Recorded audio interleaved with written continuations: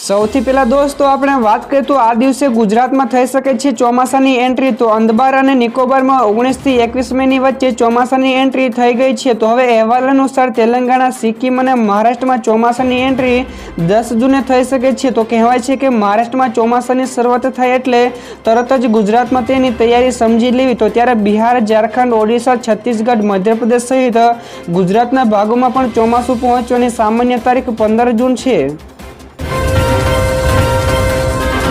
તો દોસ્તો બીજા સૌથી મોટા સમાચાર સામે આવ્યા છે। વધુ એક શક્તિશાળી ચક્રવાત માટે થઈ જાવ તૈયાર। તો એક શક્તિશાળી ચક્રવાત બંગાળની ખાડીમાં ઝડપથી આગળ વધી રહ્યું છે, જેને લઈને આગામી 72 કલાક ખૂબ જ ચિંતાજનક ગણાઈ રહ્યા છે।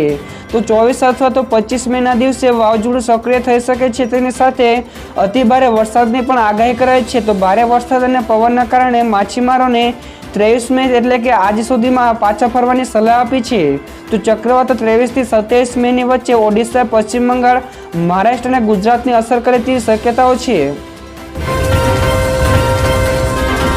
આગળ દોસ્તો વધુ એક સૌથી મોટા સમાચાર સામે આવ્યા છે। ડ્રાઇવિંગ લાયસન્સ માટે હવે આરટીઓ જવાની જરૂર નહીં પડે। તો અત્યાર સુધી ડ્રાઇવિંગ લાયસન્સ મેળવવા માટે પ્રાદેશિક આરટીઓએ જવું પડતું હતું, પરંતુ ભારત સરકારે નિયમોમાં ફેરફાર કર્યો છે। તો હવે ડ્રાઇવિંગ લાયસન્સ માટે અરજી કરવા માટે વ્યક્તિએ આરટીઓમાં જઈને ટેસ્ટ આપવાની જરૂર નથી। તો તમે કોઈ પણ અધિકૃત ખાનગી સંસ્થાઓમાંથી પણ ડ્રાઇવિંગ ટેસ્ટ પણ પાસ કરી શકો છો ને આ નવો નિયમ 1 જૂન 2024 થી લાગુ થશે।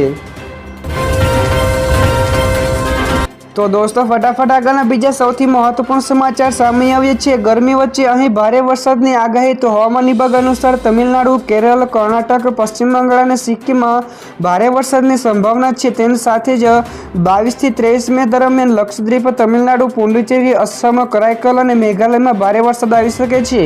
તો ગુજરાતની વાત કરીએ તો રાજ્યમાં આવનારા 5 દિવસ ગરમીનું ઓરેન્જ એલર્ટ જાહેર કર્યું છે। તો રાજ્યમાં અત્યાર સુધી હીટ સ્ટ્રોકના 72 જેટલા કેસો નોંધાયા છે। તો 20 મેના રોજ સૌથી વધુ 100 થી ઉપર કેસો નોંધાયા હતા। તો દોસ્તો બીજા સૌથી અગત્યના સમાચાર મળ્યા છે આ રાજ્યોમાં રેડ એલર્ટ। તો દેશના ઘણા રાજ્યોમાં ભારે ગરમી છે। તે દરમિયાન હવામાન વિભાગે કહ્યું કે પંજાબ, હરિયાણા, દિલ્હી, રાજસ્થાન અને ઉત્તર પ્રદેશમાં આગામી 5 દિવસ સુધી હીટવેવ રહેશે। તો આજે આ રાજ્યોમાં મહત્તમ તાપમાન 47 ડિગ્રી સેલ્સિયસથી ઉપર જઈ શકે છે। તો રાજસ્થાન અને ઉત્તર પ્રદેશમાં ગરમીનું રેડ એલર્ટ પણ જારી કરાયું છે।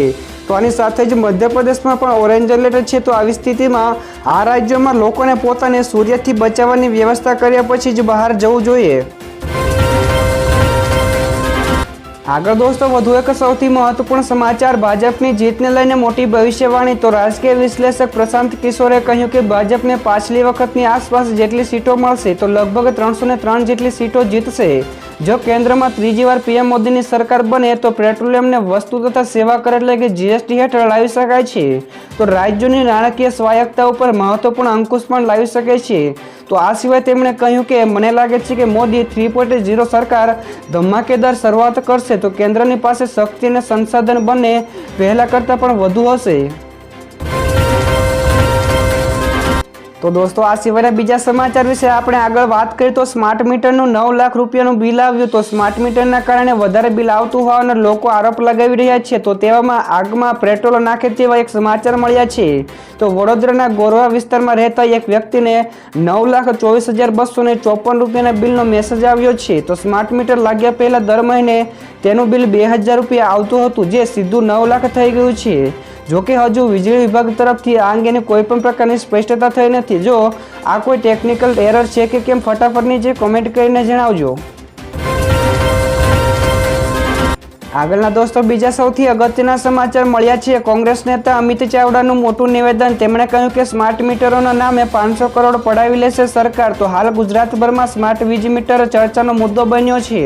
તો તે દરમિયાન કોંગ્રેસ નેતા અમિત ચાવડાએ પ્રેસ કોન્ફરન્સમાં જણાવ્યું કે સ્માર્ટ મીટર એ સરકારની સ્માર્ટ લૂંટ છે। તો કોંગ્રેસનો આક્ષેપ છે કે સરકાર 1.64 કરોડ સ્માર્ટ વીજ મીટર નાખીને 500 કરોડ રૂપિયા પડાવી લેશે। તો સ્માર્ટ વીજ મીટર નાખીને સરકાર આવક કરવા બેઠી છે। જો સરકાર સ્માર્ટ મીટરના નામે થતી લૂંટ બંધ નહીં કરે તો સડકથી સંસદ સુધી વિરોધ કરશે કોંગ્રેસ। તો દોસ્તો આ અંગે તમારું શું નિવેદન છે ફટાફટ નીચે કોમેન્ટ કરીને જણાવજો। ત્યારબાદ દોસ્તો બીજા સૌથી મોટા સમાચાર સામે આવ્યા છે. સુરતમાં નકલી નોટ છાપવાનું કારખાનું પકડાયું. તો સુરત શહેરમાં નકલી નોટ છાપવાનું આખું કારખાનું પકડાઈ ગયું છે. તો સુરતમાં લિંબાયત વિસ્તારમાંથી એસઓજીએ નકલી નોટનું કારખાનું પકડી પાડ્યું છે, જ્યાં ન્યૂઝપેપર છાપવાની આડમાં નકલી નોટો છાપવામાં આવતી હતી, જ્યાંથી 500 ને 2000 અને 200 ને 9 લાખ જેટલી કિંમતોની નકલી નોટો મળી આવી છે. તો પોલીસે પ્રિન્ટર, લેપટોપ અને ડમી સહિતના અનેક વસ્તુઓ કબજે કરી છે. તેની સાથે જ ફિરોઝ શાહ નામના એક વ્યક્તિની પણ ધરપકડ કરવામાં આવી છે.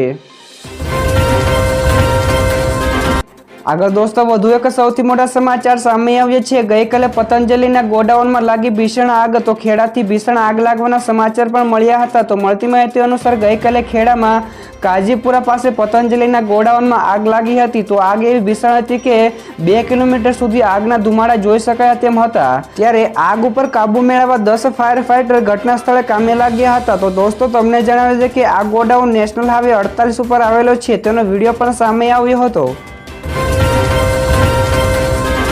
ત્યારબાદના દોસ્તો બીજા સૌથી અગત્યના સમાચાર મળ્યા છે. આંગડિયા પેઢી ઉપર પડેલા દરોડાનું ડ્રગ્સ કનેક્શન જોડાયું. જ્યાં દર્શક મિત્રો 10 દિવસ પહેલા સીઆઈડી ક્રાઇમે અમદાવાદ સહિતના રાજ્યભરમાં આંગડિયા પેઢી ઉપર દરોડા પાડ્યા હતા, જેમાં હવે ડ્રગ્સ કનેક્શન પણ સામે આવ્યું છે. તો મીડિયા રિપોર્ટ્સ અનુસાર ગુજરાત અને રાજસ્થાનમાં પકડાયેલા ડ્રગ્સ માટે અમદાવાદ તેમજ રાજ્યના અન્ય શહેરોમાં આવેલી આંગડિયા પેઢીઓમાંથી હવાલા થયાની શક્યતાઓ છે.